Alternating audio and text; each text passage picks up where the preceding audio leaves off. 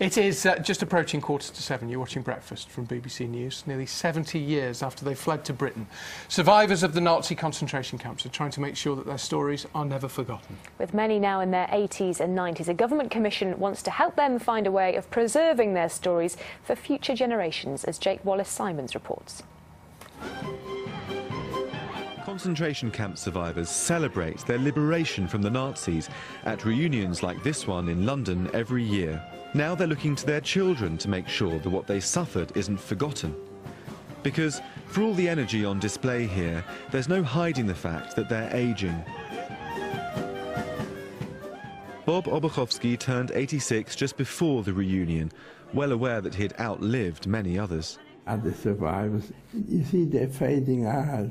Every week we hear somebody else goes, unfortunately. When I spoke to him and his daughter at Bob's home, he'd recently been diagnosed with terminal cancer. As a teenager, Bob was a prisoner at a number of camps, including Auschwitz. Amongst the many indignities inflicted on prisoners there was having their enrolment numbers forcibly tattooed on their arms. Bob was one of the few who survived and were brought to the UK. Later in life, he taught children about the Holocaust. I call it from hell to paradise, and that's what literally it was. Now his daughter Sue is taking on that work. I promised my dad that I would always continue his excellent work in Holocaust education, and I want to make sure that his personal story and his experiences of the Holocaust are never forgotten. Imagine your life destroyed at that age of 11. Your childhood changed forever.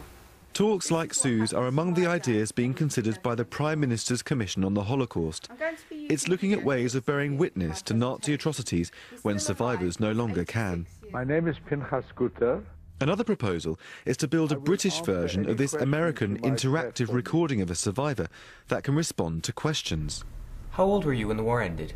I was between the ages of 13 and 14 when the war ended in 1945. And Gietel, your sister? Sadly, a few weeks after I interviewed him, Bob Obuchowski passed away, though not before his daughter had been able to make him a last promise. We will keep your story alive, and through the generations I hope that we'll all be able to do that.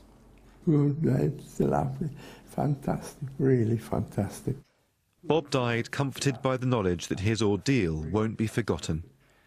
Wallis Simons, BBC News.